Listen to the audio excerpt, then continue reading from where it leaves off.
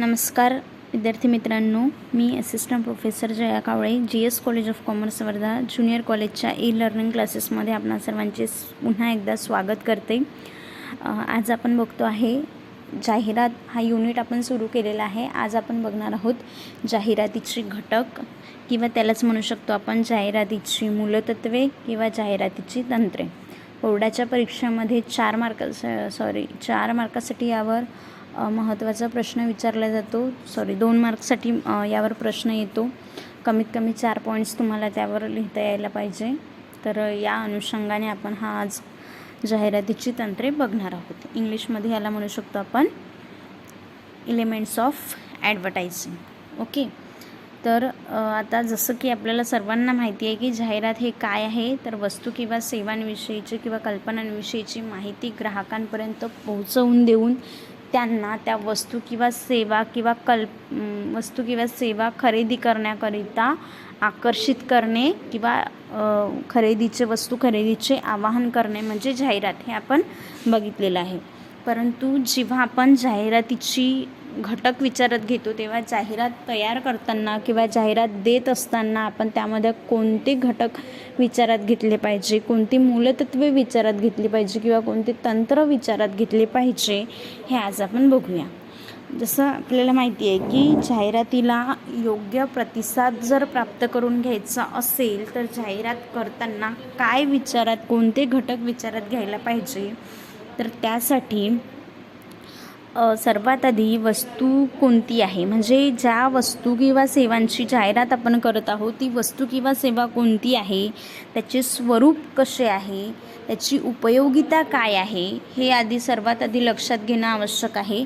त्यानंतर जाहिरातीचे स्वरूप कशा पद्धतीचे आहे, जाहिरातीची व्याप्ती म्हणजे ज्या वस्तू किंवा सेवांची जाहिरात आपण देत आहोत त्याची व्याप्ती कुठपर्यंत आहे, म्हणजे राष्ट्रीय बाजारपेठेत आंतरराष्ट्रीय बाजारपेठेमध्ये ती वस्तू आपण विकत आहोत का हे लक्षात घेणं आवश्यक आहे। त्याचबरोबर बाजारपेठेचे क्षेत्र, कोणत्या बाजारपेठेमध्ये कोणत्या ग्राहकांना, कशा प्रकारच्या ग्राहकांना ती वस्तू आपल्याला पोहोचवायची आहे, त्याचे संभाव्य ग्राहक कोण राहतील। जसं काही वस्तू या फक्त लेडीजकरिता असतात, काही जेंट्सकरिता असतात, काही लहान मुलांचं असतं, तर त्याचा संभाव्य ग्राहक नेमका कोण आहे, म्हणजे कोणता ग्राहक ती वस्तू खरेदी करू शकतो हे विचारात घेणं आवश्यक आहे। त्याचबरोबर जाहिरात देत असताना जाहिरातीमध्ये मजकूर कसा असला पाहिजे, संदेश कोणता असला पाहिजे, कशा प्रकारचा संदेश आपण जाहिरातीमध्ये दिला पाहिजे, जाहिरातीमध्ये कोणत्या चित्रांचा उल्लेख आपण केला पाहिजे, कशा पद्धतीने केला पाहिजे, जाहिरातीची रचना कशी असली पाहिजे, म्हणजे त्याचा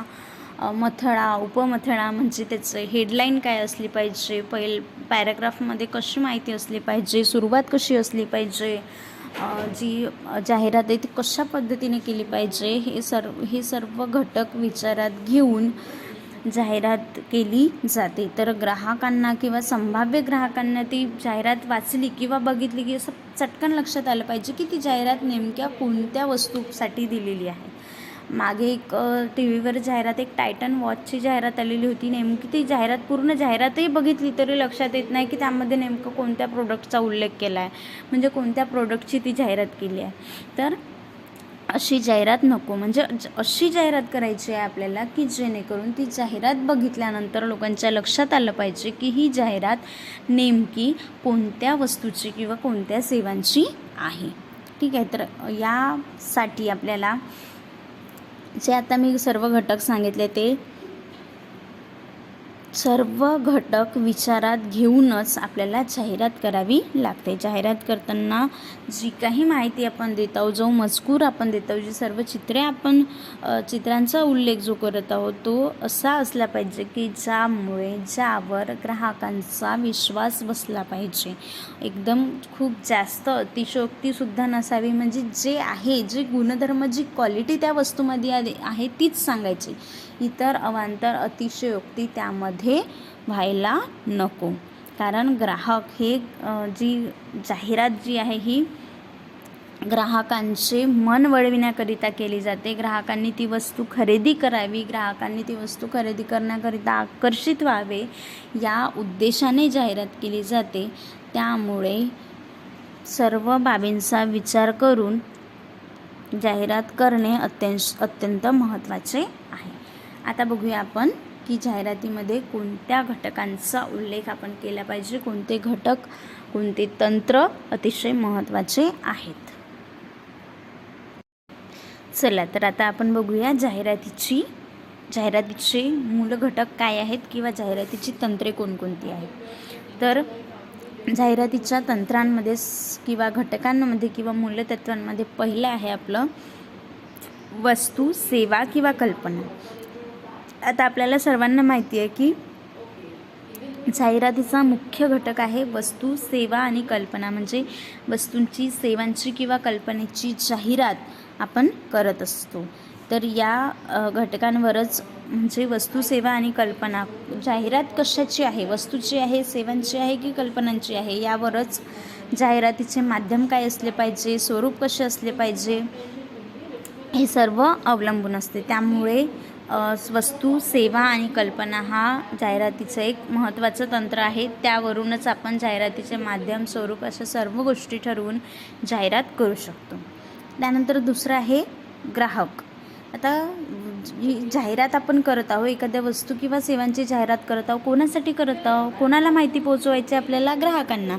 तर ग्राहकांपर्यंत जर आपल्याला जाहिरात पोहोचवायची आहे, माहिती पोहोचवायची आहे, तर त्याचा ग्राहक कोण आहे, बरोबर आहे ना. आता काही वस्तूंचे ग्राहक, प्रत्येक वस्तूंना सगळे ग्राहक, सर्व जनते म्हणजे सारखे ग्राहक सारखे असेलच असं नाही. काही वस्तू ज्या असतात त्या पर्टिक्युलर ग्राहकांपर्यंतच असतात. म्हणजे सर्वच ग्राहकांना सर्व वस्तू आवश्यक असेलच असं नाही. जसं आता बघा चॉकबोर्ड, डस्टर जर आपण बघितलं तर याचे ग्राहक कोण राहील, शिक्षक, बरोबर आहे. याचे ग्राहक डॉक्टर किंवा वकील राहणार आहे का, नाही. तर कोणत्या ग्राहकांपर्यंत माहिती पोहोचवावी, म्हणजे संभाव्य ग्राहक कोण आहे हे सुद्धा लक्षात घेणं आवश्यक आहे. त्यामध्ये मग ग्राहकांची जी कॅटेगरी आहे ती वेगवेगळ्या पद्धतीने वेगवेगळ्या वस्तू किंवा सेवांनुसार आपण लावू शकतो.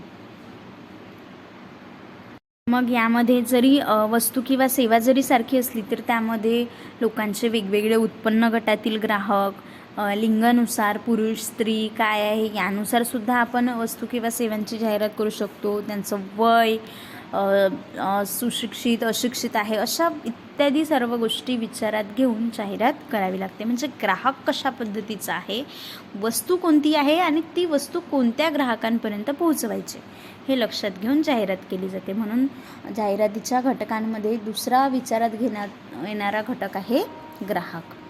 त्यानंतर जाहिरातीचे माध्यम. जाहिरात जर ग्राहकांपर्यंत पोहोचवायची आहे तर एक विशिष्ट माध्यम ठरवणं आवश्यक आहे. माध्यमाशिवाय आपण जाहिरात करूच शकत नाही. त्यामुळे जाहिरात कोणत्या माध्यमाने करायची हे सुद्धा निश्चित करणं आवश्यक आहे. आता जाहिरातीची व्याप्ती किती आहे यावर अवलंबून असते की जाहिरात कोणत्या माध्यमाने करायची आहे.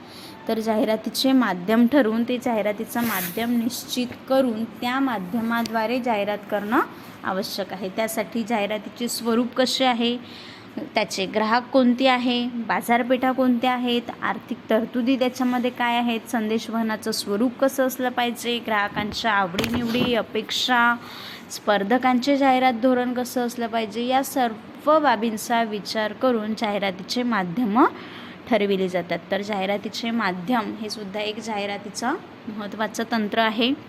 त्यानंतर आहे वस्तू व सेवांचे बाजारपेठ क्षेत्र.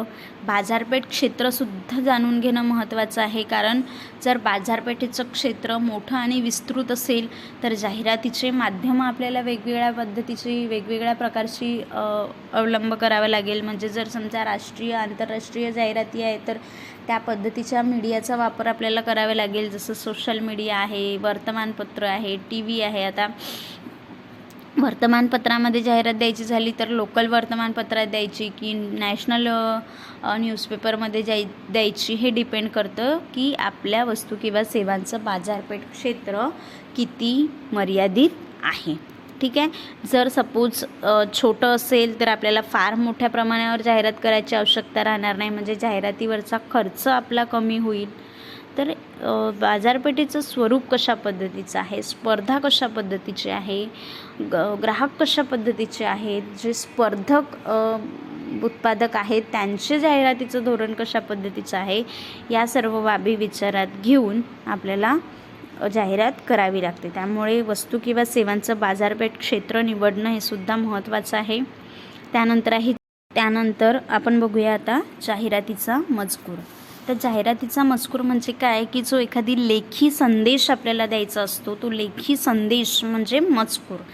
आता जेव्हा आपण वर्तमानपत्रांच्या माध्यमाने वगैरे जाहिरात करत असतो, त्यावेळी जाहिरातीचा मजकूर कसा असायला पाहिजे हे आपल्याला लक्षात घेणं आवश्यक आहे. तर जाहिरातीचा मजकूर कशावर अवलंबून आहे, तर वस्तूचे स्वरूप कशा पद्धतीचे आहे, जाहिरातीचं माध्यम कोणतं आहे, ग्राहकांचा दर्जा कसा आहे, जाहिरातीचा आकार कसा आहे, इत्यादी सर्व घटक विचारात घेऊन जाहिरातीचा मजकूर आपल्याला ड्राफ्ट करावा लागतो. त्यासोबत जसं वर्तमानपत्रामध्ये आपण जाहिरात देत आहे किंवा मासिकांमध्ये जाहिरात देत आहे, तर कोणत्या पेजवरती जाहिरात द्यायची आहे किंवा किती इफेक्ट, त्याचा जाहिरातीचा इफेक्ट किती प्रमाणावर ग्राहकांवर झाला पाहिजे, या सर्व बाबींचा विचार करून जाहिरातीचा मजकूर फायनल केला जातो. त्यासोबतच जाहिरातीचा मजकूर जेव्हा आपण लिहितो तेव्हा तो स्पष्ट संदेश असावा, त्यामध्ये कोणतेही म्हणजे असे किचकट शब्द किंवा खूप कठीण शब्दांचा वापर त्यामध्ये नको. सरळ साध्या सोप्या भाषेमध्ये लोकांना, ग्राहकांना ते सहजतेने समजेल अशी भाषा त्याची असायला पाहिजे. खूप थोडक्यात असायला पाहिजे, म्हणजे खूप लेंदीसुद्धा नको, म्हणजे लोक वाचायला कंटाळा करून ते स्किप करून टाकतील असंही व्हायला नको. त्यामुळे संक्षिप्त याच्यामध्ये तो असायला पाहिजे. वस्तुस्थिती दर्शवणारा असायला पाहिजे, म्हणजे एकदाचं म्हणजे ते वाचल्याबरोबर लक्षात यायला पाहिजे की नेमकं काय झालं, म्हणजे नेमकं कशा पद्धतीचं, म्हणजे नेमकी कोणत्या वस्तूविषयीची, सेवांविषयीची माहिती त्यामध्ये दिली आहे हे सहजतेने चटकन लक्षात यायला पाहिजे. त्याचबरोबर तो ग्राहकांना, वाचकांना प्रवृत्त करणारा असला पाहिजे. खूप लेंदी राहिला किंवा काही कठीण शब्द राहिले तर ते वाचायलासुद्धा अवघड असतं किंवा लोकांना तो समजतही नाही. चित्रांचा समावेश आपण त्यामध्ये केला तर अधिक आकर्षक बनतो. त्यामुळे वाचकांना तो प्रवृत्त करणारा असला पाहिजे. तर जास्त संदिग्ध नसावा, एकदम संक्षिप्तमध्ये थोडक्यात आणि चांगली माहिती कशा पद्धतीने देता येईल हे जाहिरातीच्या मजकुरामध्ये ठरविलं जाते. आणि जाहिरातीचा मजकूर ठरविल्यानंतरच जाहिरात आपल्याला करता येऊ शकते. त्यानंतर आहे ग्राहकांच्या खरेदी प्रेरणा. आता आपल्याला माहिती आहे की ग्राहकांच्या खरेदी प्रेरणांना आव्हान करण्याकरिताच आपण जाहिरात करत असतो. तर जास्तीत जास्त संख्येने ग्राहक कसे आकर्षित होतील, त्यांच्या खरेदीची प्रेरणा त्यांच्यामध्ये कशी जागृत होईल, यासाठी वस्तूचे स्वरूप काय आहे, वैशिष्ट्ये काय आहे, त्याची उपयुक्तता, वस्तूचा वापर काय आहेत, ग्राहक इत्यादी सर्व बाबी विचारात घेऊनच जाहिरातीचा मजकूर कसा आहे, जाहिरातीमध्ये कोणत्या चित्रांचा समावेश केलेला आहे, मजकूर आणि चित्र समाविष्ट करूनच ग्राहकांच्या खरेदी प्रेरणांना जागृत करणारा, आकर्षित करणारी जाहिरात असावी. ओके, तर ह्याचा ग्राहकांच्या खरेदी प्रेरणांचा विचारसुद्धा जाहिरातीमध्ये करता यायला हवा. त्यानंतर आहे जाहिरातीची रचना. जाहिरातीची रचना कशी असली पाहिजे, ज्या माध्यमातून आपण जाहिरात देत आहोत त्या प्रत्येक माध्यमापरत्वे जाहिरातीची रचना ही बदलत असते. वर्तमानपत्राची जाहिरात जर विचार केला तर त्याची रचना वेगळी असेल. त्यानंतर मासिकांमध्ये जाहिरात द्यायची आहे, त्याची रचना वेगळी असेल. बॅनर बोर्ड पोस्टर बनवायचं आहे, त्याची रचना वेगळी असेल. तर जाहिरातीच्या माध्यमांवरून जाहिरातीची रचना ठरत असते. जाहिरातीची रचना ठरवत असताना त्यामध्ये मजकूर कसा असला पाहिजे, त्याच्यामध्ये कोणत्या चित्रांचा समावेश केला पाहिजे, त्याचा मथळा कसा असला पाहिजे, उपमथळा कसा असला पाहिजे, हेडलाईन कशी असली पाहिजे, या सर्व गोष्टींचा विचार करून जाहिरातीची रचना केली जाते. तर एकंदरीत जाहिरात देत असताना किंवा जाहिरात तयार करत असताना व्यावसायिकांना किंवा उत्पादकांना ही सर्व घटक विचारात घेऊन जाहिरात करावी लागते. यातला एकही घटक जरी आपण मिस केला तरी जाहिरातीचा पाहिजे तेवढा परिणाम, पाहिजे तेवढा इफेक्ट ग्राहकांवर होत नाही. म्हणून हे सर्व घटक मॅन्डेटरी आहे. सर्वच घटकांचा विचार जाहिरातीमध्ये केला जाणं आवश्यक आहे. 2 मार्कासाठी यावर टिपा लिहा किंवा थोडक्यात उत्तरे लिहा विचारल्या जाऊ शकते. त्या अनुषंगाने हा अतिशय महत्त्वाचा प्रश्न आहे. याचेच नोट्स तुम्हाला मिळतील. नोट्स आपल्या वहीमध्ये नोट करायचे, वाचायचे, व्हिडिओ बघायचा. एकदा, दोनदा, तीनदा जर नाही समजलं तर निसंकोचपणे विचारायचं. आता आपण इथेच थांबूया. त्यानंतर नेक्स्ट व्हिडिओमध्ये पुन्हा भेटूया आपण जाहिरातीच्या नवीन एका टॉपिकसोबत. तोपर्यंत घरी राहा, सुरक्षित राहा. धन्यवाद.